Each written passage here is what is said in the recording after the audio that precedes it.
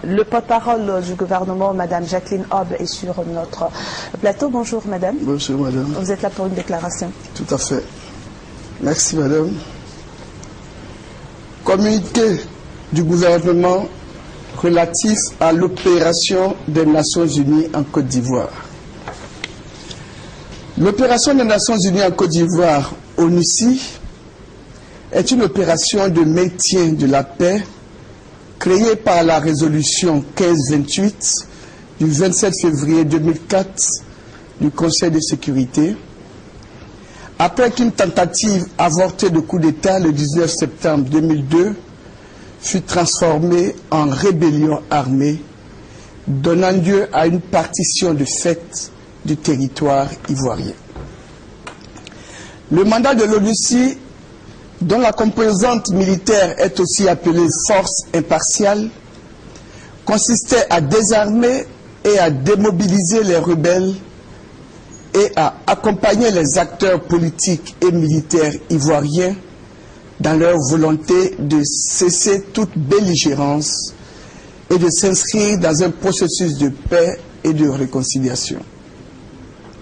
Cependant, le peuple de Côte d'Ivoire a constaté avec regret que la mise en œuvre du mandat de l'ONUCI a été ponctuée par de nombreuses prises de position et d'agissements partiaux.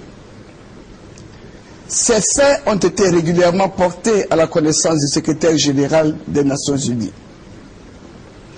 Plus particulièrement, l'élection présidentielle qui s'est tenue le 31 octobre et 28 novembre 2010 a donné lieu à plusieurs cas graves d'ingérence inacceptable, d'abus de pouvoir et de partialité.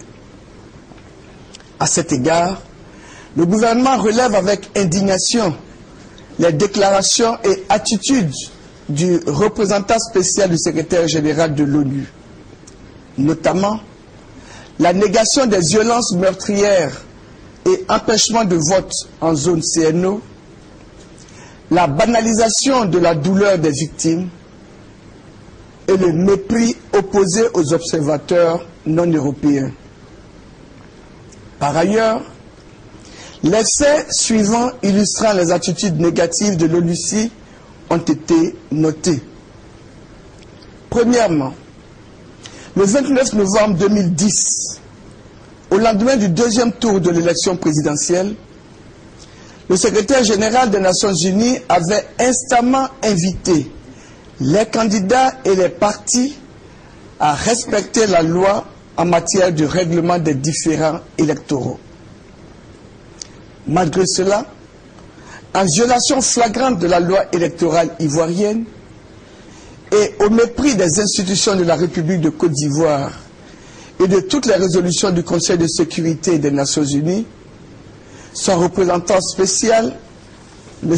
Choi, a déclaré ne reconnaître que les résultats provisoires donnés par le président de la commission électorale dans l'illégalité la plus totale, s'arrogeant ainsi le droit de désigner le président de la République de Côte d'Ivoire. Cela ne s'était jamais produit dans toute l'histoire de l'Organisation des Nations Unies.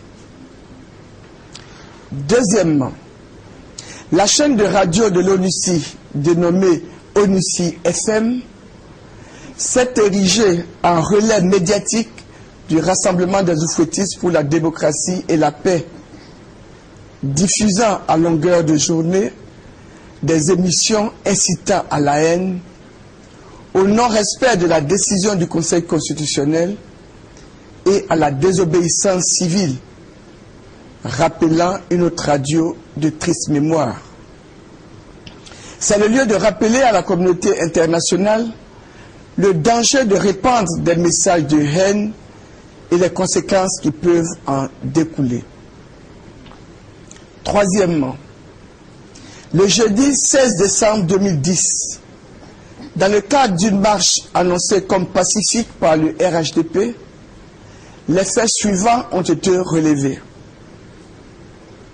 Des soldats membres des forces armées des forces nouvelles, FAFN, constituant de fait le bras armé du RHDP, et habillés en tenue militaire des casques bleus, comme en témoignent clairement les images du journal de 20 h de la chaîne de télévision française TF1 en date du 16 décembre 2010, ont attaqué à l'arme lourde un point de contrôle des forces de l'ordre situé à la périphérie de l'hôtel du Golfe à Abidjan, quartier général de campagne de M. Alassane Ouattara.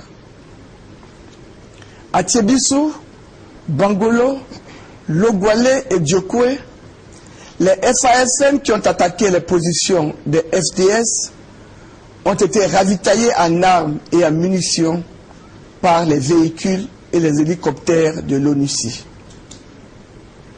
À Yamoussoukro, c'est avec les véhicules de l'ONUCI qu'étaient transportés les manifestants du RHDP à travers la ville pour leurs rencontres et leurs actions violentes contre les forces de l'ordre.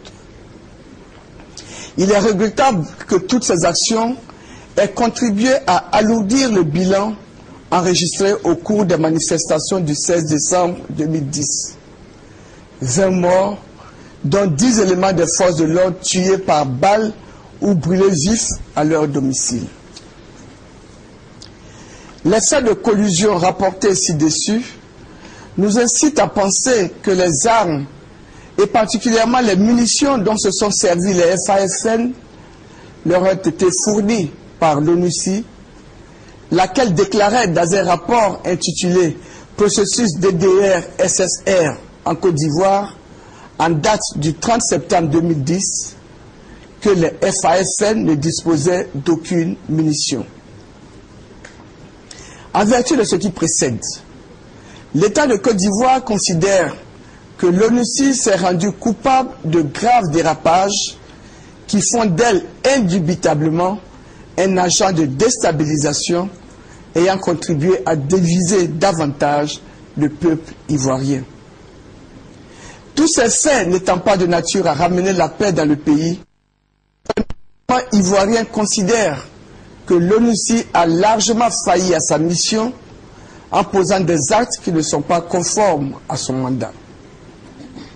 Comme nous l'avons souligné en plusieurs occasions, la Côte d'Ivoire demeure jalouse de sa souveraineté et de la maîtrise des étapes devant conduire sur le chemin du développement.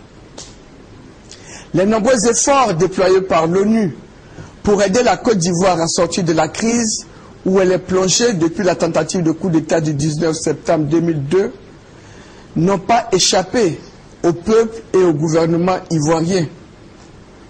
Aussi voudrait-il en cette circonstance l'en remercier sincèrement.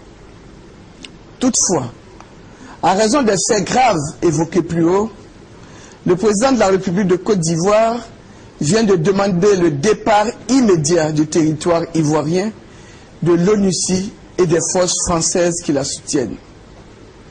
Cela implique que le gouvernement ivoirien s'oppose d'ores et déjà au renouvellement de cette opération qui expire le 20 décembre 2010.